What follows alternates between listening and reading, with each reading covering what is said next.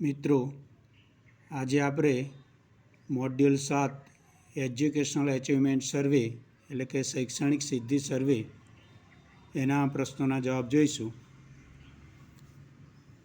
તો પહેલો પ્રશ્ન છે, ગુજરાતમાં છેલ્લે હાથ ધરવામાં આવેલ NASમાં નીચેના પૈકી કયા વિષયનો સમાવેશ કરવામાં આવેલ ન હતો? તો એનો જવાબ છે હિન્દી. જે લોકોએ હજુ સુધી ચેનલને સબસ્ક્રાઈબ ના કરી હોય એ ચેનલને સબસ્ક્રાઈબ કરજો, વિડીયોને લાઇક અને શેર કરજો. બીજો પ્રશ્ન છે, NASનું પૂરું નામ જણાવો. તો એનો જવાબ છે નેશનલ એચિવમેન્ટ સર્વે.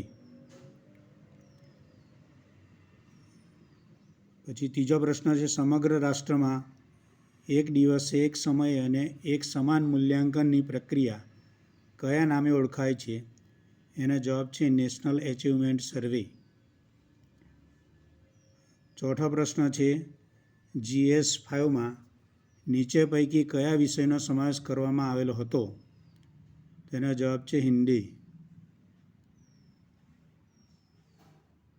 પાંચમો પ્રશ્ન છે, રાજ્ય કક્ષાએથી 2019થી ગુજરાતમાં હાથ ધરવામાં આવતા NAS જેવા સર્વેનું નામ શું છે? એનો જવાબ છે GAS. છઠ્ઠો પ્રશ્ન છે, સમગ્ર ભારતમાં NAS છેલ્લે કયા વર્ષે યોજવામાં આવ્યો? એનો જવાબ છે 2021.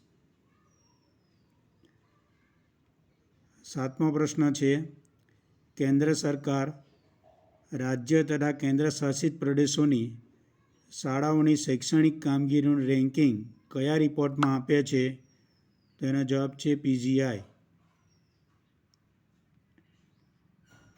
આઠમો પ્રશ્ન છે, છેલ્લે યોજાયેલ NASમાં કયા કયા ધોરણોનો સમાવેશ કરવામાં આવેલ હતો? તેનો જવાબ છે 3, 5, 8 અને 10. પછી નવમો પ્રશ્ન છે, GASનું પૂરું નામ જણાવો. એનો જવાબ છે ગુજરાત એચિવમેન્ટ સર્વે.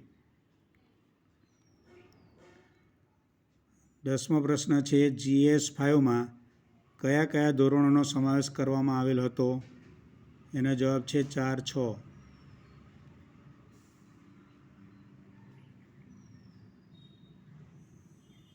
વિડીયોને લાઇક અને શેર કરજો, ચેનલને સબસ્ક્રાઈબ કરજો. અસ્તુ.